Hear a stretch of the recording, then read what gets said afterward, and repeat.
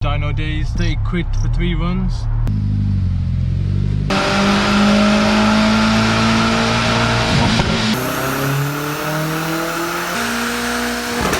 Don't talk us through the figures. Prepare for disappointment. You have to be respectful to the old 1.8T engine. K20's the best engine in the world. I bought the wrong car here then. Yes, this is not a Honda.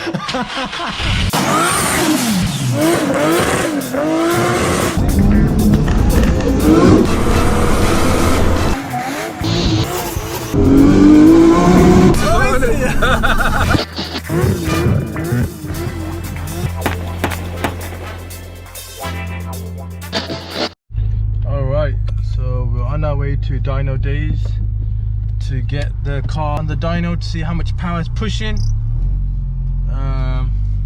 So we're on our way there in the Neaton dyno days. They do a dyno for 30 quid for 3 runs. So see how the car's running right now. Whoa! That's what I'm talking about! Yo! Whoa! Okay, on a serious note, on the way in there, because we parked up, the boost wasn't really cutting in, so we were like, hold on, what's going on there? So I took the fuse out, put the fuse back in for the air filter, and then boom, the boost kicked in. It's kicking! Whoa!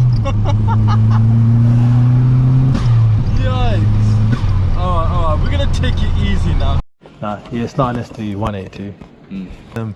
We've just acquired this couple of months ago, and we bought it as it is, but we just don't know what power it's pushing. We've faced the Type R, it beats the Type R, right? See what she's pushing out then? Yeah. So that's it. So everybody's been asking, you need to do a dyno run. Yeah, everybody said take it to dyno days. Have you Dyno prepared days. for disappointment? It probably will be, because there's a slight lag issue on the car. It's intermittent. The boost mostly kicks in, but when it doesn't want to kick in, it doesn't want to kick in sometimes. Yeah, the 1.8Ts are fraught with sensor issues, boost leaks, all sorts of things. Yeah.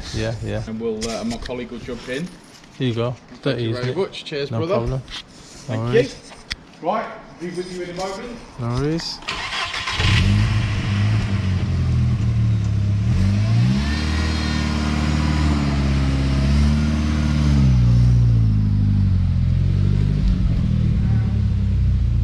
Boosted Civic, that is B16. That is so sick. Complained about split CV boots, obviously. So now I've got CV grease all over my hand. So how long have you guys been operating then, like dyno days? 11 years, I think. 11 years? Yeah, I've been doing this 11 years. Wow. Oh. Not fell out with each other yet. Yeah, there's always tomorrow, isn't there? The dyno is basically a diagnostics piece of equipment that we use to map on. So mostly the dyno's being used for custom live maps on lots of Civics and things like that, or standalone, anything with standalone management. But yeah, it's all good fun. Touching upon that, a few of my friends come here with Civics. So why is it with Civics? Why them mostly? We love them. Okay. K20's the best engine in the world. We love them. Richard's been building Hondas for about 20 years, so that's where we want to be. It's what do you do for like Civics? Like, what sort of builds do you do? Like? Anything. We can convert. We can put a K20 in anything, or we can turbocharge a K20, supercharge a K20. Wow. But generally, anything Honda, we're interested in. Nice. Yeah, pretty much. That's what we like. Honda mad. I bought the wrong car here then. Yes, this is not a Honda. Right, go down there for Yeah. Cool. You have to be fairly respectful to the old 1.8T engine. It's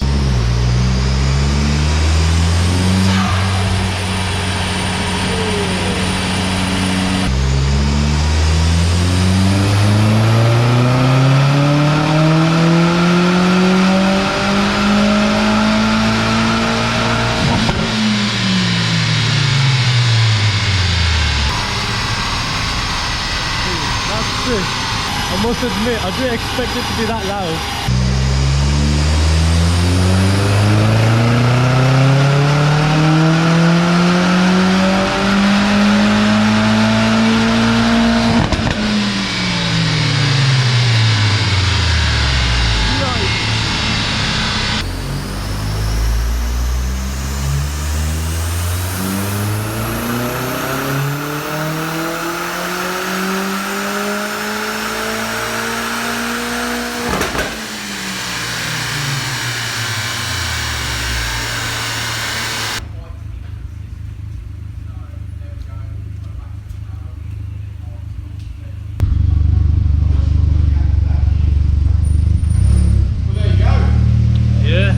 So talk us through the figures then.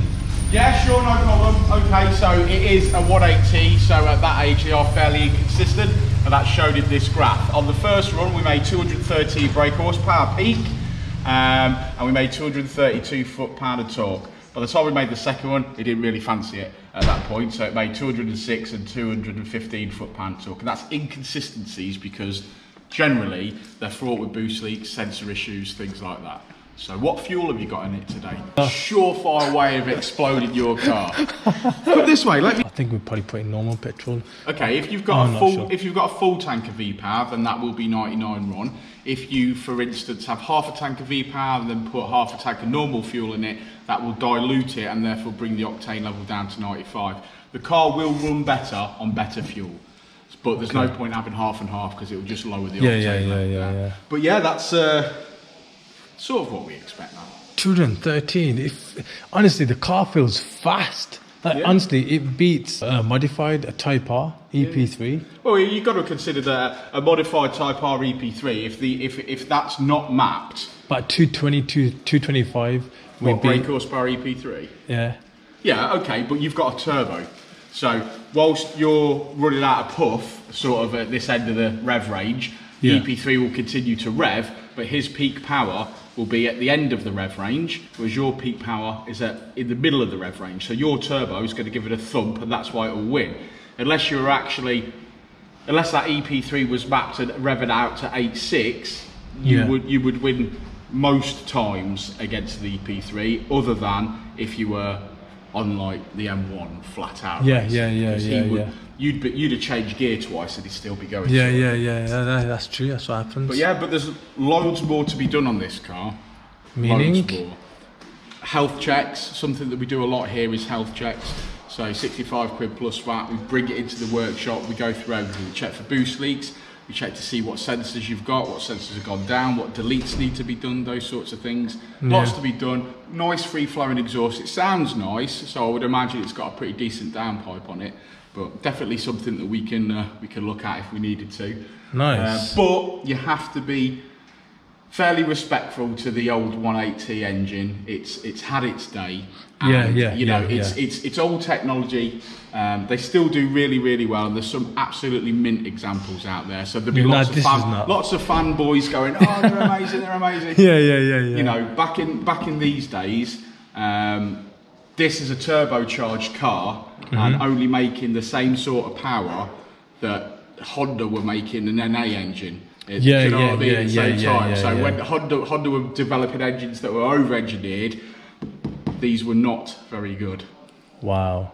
Because if you imagine your 1.8T engine's already turboed, and you're getting 230 brake horsepower at probably a bar of boost. Whereas if you get a K20 EP3 engine and put a bar of boost down it, it'll make 460 brake horsepower. I don't even know what bar boost we put in, to be honest. I manually tweaked up the wastegate myself, so I don't know. That's not what you want to be doing. That's a surefire way of exploding your car. Put it this way, let me show you what engineering's all about. Cheers. So your 1.8T engine, your VAG engine, what is it? An AUQ? AUM. AUM. Not the BAM, but yeah, it's not the BAM. So you're already running a bar of boost on your engine. That's got an EP3 engine in it, that red coal. Yeah, I heard about this. So the K20 is just out of your EP3, like you were talking about racing earlier. Yeah. But that's running a bar of boost and making 460 brake horsepower. Wow. On a stock standard engine. Wow. It's not a K24 or anything like that. It's just a K20. A standard K20 engine. That's nuts. It's not been opened. It's completely standard from rocker cover to sump, but with some good engineering. Reliably as well. Yeah, run a bar of boost all day long. Wow. So is that what sort of turbo are we talking? We're talking like the proper sidewinder. Sidewinder manifold. The turbo's a Garrett unit, a genuine one. It cost me about 1,500 quid. Jeez. But yeah, that's a proper build, and that's the kind of thing that you could do on a stock Honda engine. That is so nice. We put K20s in everything. So this old brown Colt, this is from 1980, so it's as old as me. But that had a carburettor. So what we decided to do was take the engine out of this car, which was a 40-year-old Mitsubishi engine, and we put a D series Honda engine in, just for reliability, just reliability. Yeah, you can see them. So we just start. It's not quite finished yet, but it's definitely in there, and it should be out and about this year at some point, we hope. Yeah, nice man, that's beautiful. I actually would love to even document this stuff. You're more than welcome. Any time you want to come down here and make any, you know. I've got an EP3 as well. We're looking to boost it, and I think I've come to the right time. Yeah, absolutely, man. I didn't know you guys specialise in Civics this much. Yeah, we've got a YouTube channel we do a lot on. Okay, just drop it. Yeah, so what's it called, the channel? The channel is on YouTube. It's Dyno Dayze Performance Parts Limited Ltd at the end. So Dyno Dayze Performance Parts Ltd.